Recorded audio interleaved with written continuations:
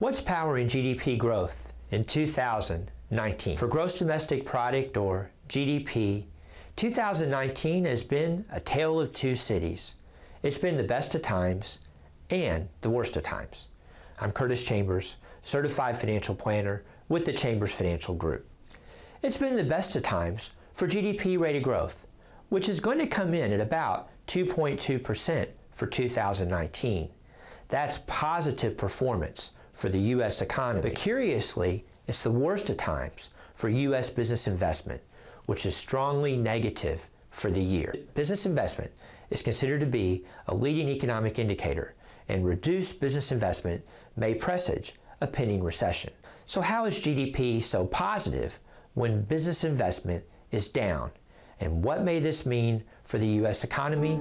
Let's find out. What is GDP, or gross domestic product?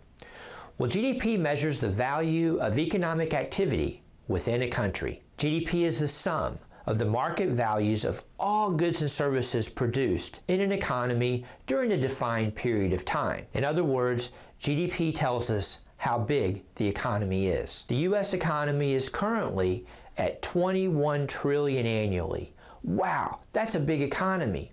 But the markets don't care how big the economy is. What they care about is whether GDP for the year is growing or shrinking. When it comes to GDP, it's strictly, what have you done for me lately? Here's a chart from the St. Louis Federal Reserve Bank that shows gross domestic product since the 1950s. During the last century, from 1900 to 2000, GDP averaged at a compounded rate of 3.2%. The 50s and 60s were fantastic times for GDP. The rate averaged over 4%. No wonder everyone was drinking martinis at business lunches. Since the end of the last recession, GDP has averaged a lower rate, however, about 2.1%. We're not sure why this slowdown is occurring, but I am optimistic that U.S. GDP will return to its historical rate of growth of over 3% in the future. From the Economic Research Department at the St. Louis Federal Reserve, we see here the reduction in capital spending by businesses in 2019. This is concerning, as the idea is businesses have their ear to the ground and they see reduced business coming in ahead. Therefore, they're cutting their investments in equipment and their inventories. This chart shows the contributions to GDP from four areas.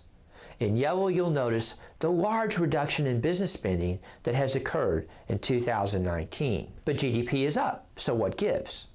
Consumer spending, in blue, you can see, is way up. So while businesses have cut back, consumers have more than made up for the difference. Indeed, it's a tale of two cities, and it's consumers that are powering the economy. One reason may be the record low unemployment and an extraordinary increase in growth in real wages. This is why I was watching closely the Black Friday numbers. Black Friday came in excellent.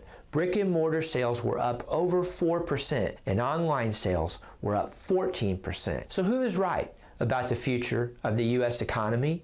Are pessimistic businesses or optimistic consumers? Only time will tell, but this we do know: the customer is always right. If you have questions about GDP and what the future of the U.S. economy may mean for your portfolio, visit us online or call our Largo offices. We're not in it for the short term, not even until Cyber Monday. We're in it for the country mile.